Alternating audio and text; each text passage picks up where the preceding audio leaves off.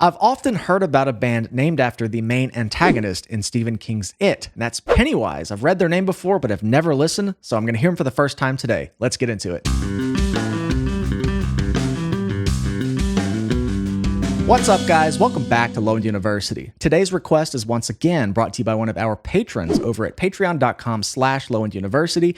I do full album reactions and breakdowns over there with a ton of educational resources and content for bass. Would love to have you join our community. But they have requested Get a Life, which is from the band's fourth studio album, Full Circle, released in 1997.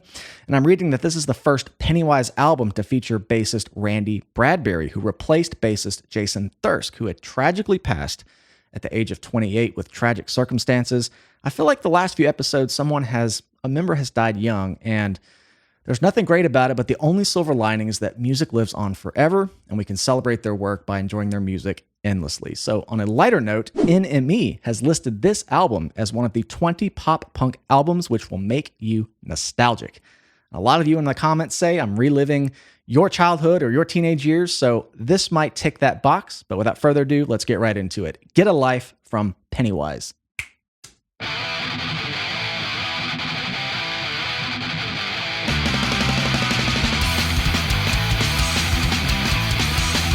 Ooh.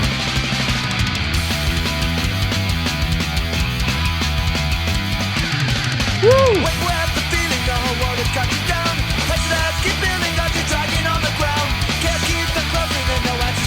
Huh.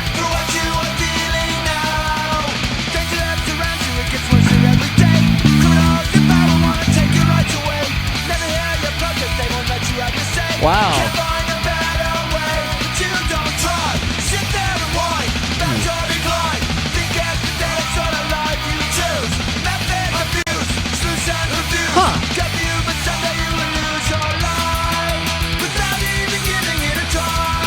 This screams classic thrash to me.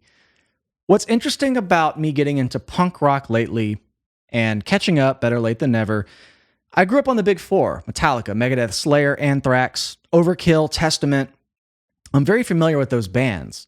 And I've only really recently learned how just over the fence punk rock was and how analogous the two are. But just for whatever reason, I just didn't dip into that side of the yard, so to speak. I just went real thrash and just got heavier and heavier. And I've always noticed these little traces of that thrashy sound in a lot of tracks I've reviewed here on the channel, but this seems to be the most meat and potatoes thrash sound I've heard, kind of in the punk realm. And another thing I'm noticing is that the bass is, one, usually not audible in those kinds of mixes. I can hear it really well. It's actually a very refreshing, kind of rounder, warm tone. You know, as crunchy as those guitar tones are, and that riff is, and the production's great.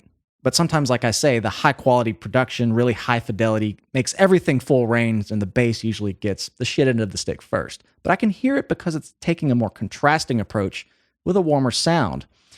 And that's refreshing. You know, a gritty tone would work really well here, but I just like that kind of warmer tone. I mean, early thrash kind of roots and sound here, just the kind of the phrasings of the riffs. You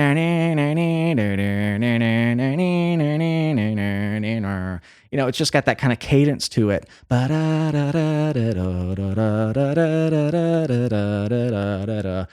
It's almost, the riff is almost the melody, just like really elongated. And that's kind of a hallmark of that classic thrash sound. But I like it just in this, I don't know, it has that kind of punk aggression, just in the vocals maybe. Let's keep it going.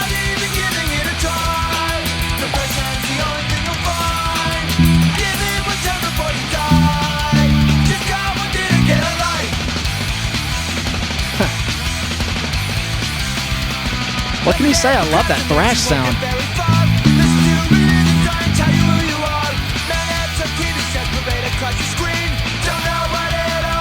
Major 5. They're really leaning into that major 5 sound.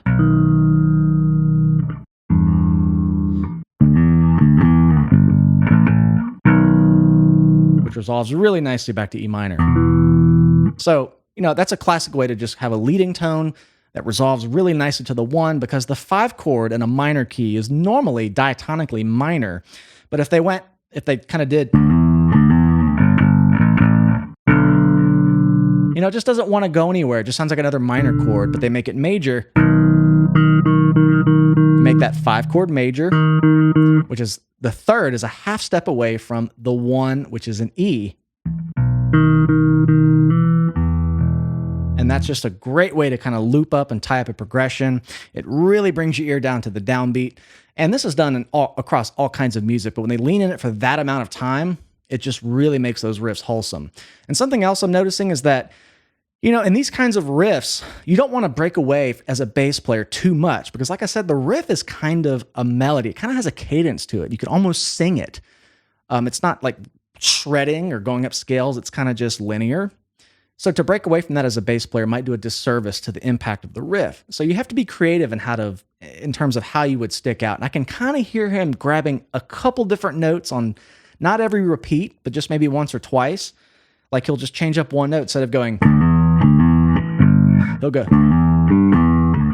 just one note, just a little jab to kind of stick out because that's about all you can get away with. Because you want that singularity, you want the impact of that linear kind of riff. Let's keep it going.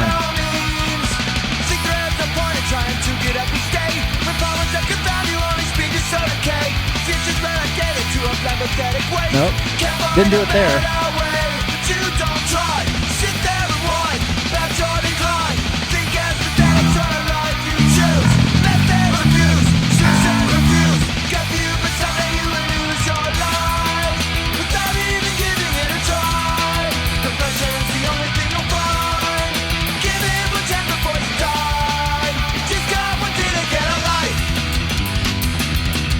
Oh, hell yeah. Woohoo! Oh, shit. If you're going to branch away as a bass player, everyone has to get out of the way. They've established this, again, it's a wall of sound moving along with a cadence. And you can't just do something like that over the riff. It just doesn't work. It's not what the listener's used to hearing for this style.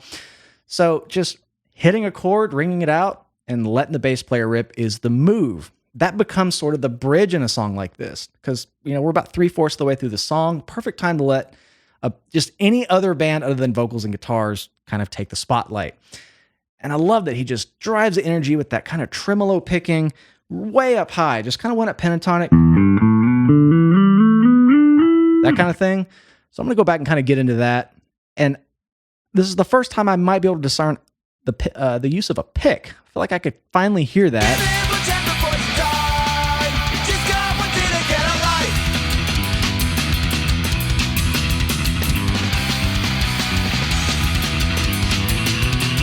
Okay, that's going up there. I just want to get that kind of beginning phrasing.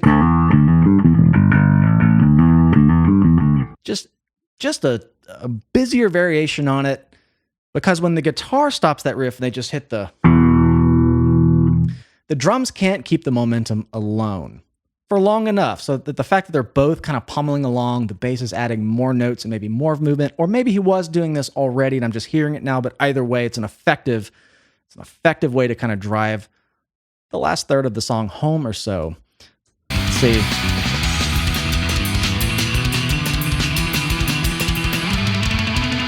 Whew. So clean. I love that. Just great energy.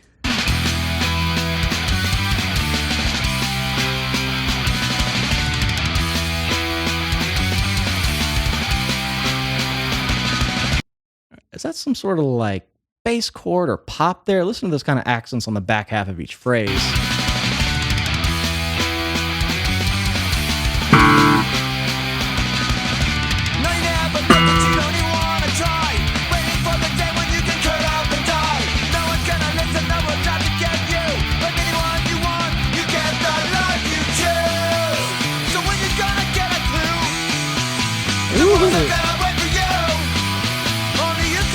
Oh man, that's cool.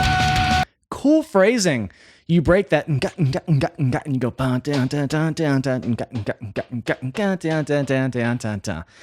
I mean, I recognize these sounds from the first thrash records I heard, like Kill 'Em All. I feel like I just talked about Kill 'Em All in a recent video. And it's not saying anybody got it from Kill 'Em All. People read into when I say things like that. It's just a sound it reminds me of. You've got these kind of square minor riffs. It's intense. And every now and then you inject that kind of whimsical, just gives it a little playful edge that's very reminiscent of the time period and the sound. Despite this being released in 97, it's hearkening to either their roots or an era that they were influenced by. And I love hearing that come out in songs. Only you can make it all come true. I'm never any trouble, but one day we'll see the light. Man, think you'll make it, don't give up without a fight. Think back to aspirations of what you think is right. Fight on with all your might, but you don't try. Sit there and whine, that's on your line. Think aesthetics on a life you choose. Let that refuse. Cool. Suicide refuse. Got you, but someday you will lose your life. Love that ending. It's been interesting getting into punk because naturally I'm looking for sounds I recognize, entering a scene that I have not listened to, and it's a lot of things that are unfamiliar to me. Granted, I grew up on rock and metal. Punk rock is rock. But in terms of the nuances of the songs, I just pick up on when I hear something familiar, and I'm hearing their take on it maybe more through a punk filter. You know, when I did Propaganda's Victory Lap, I did the full album on Patreon. They had a really progressive tinge that kind of scratched that progressive itch because that's the world I come from. This scratched the thrash era I grew up on. And it's just so cool knowing I'm actually closer to home than I think. And it's been really cool getting into punk rock bands and hearing those shades. But this is certainly, you know, this band Pennywise is the most thrashy I've heard so far in terms of intensity. You know, Lagwagon a couple weeks ago had that same kind of whimsical phrasing and jovial kind of bluesy thing I talked about, which can just change the whole song's vibe, even if like that bluesier part comes in much later and the riffs and the chorus is a little bit straighter and more diatonic or minor. This had that same effect. You know, the bass player kind of hinted at it with that blues scale kind of in the beginning. But the rest of the band was kind of just on that kind of classic thrash riff. And then when they got later into the song, it all made sense when it kind of come in with the... So in a way, those bass lines kind of foreshadowed that sound before I really heard it in terms of the whole band doing it. So great song, good stuff, great production. Thank you guys for hanging out with me today.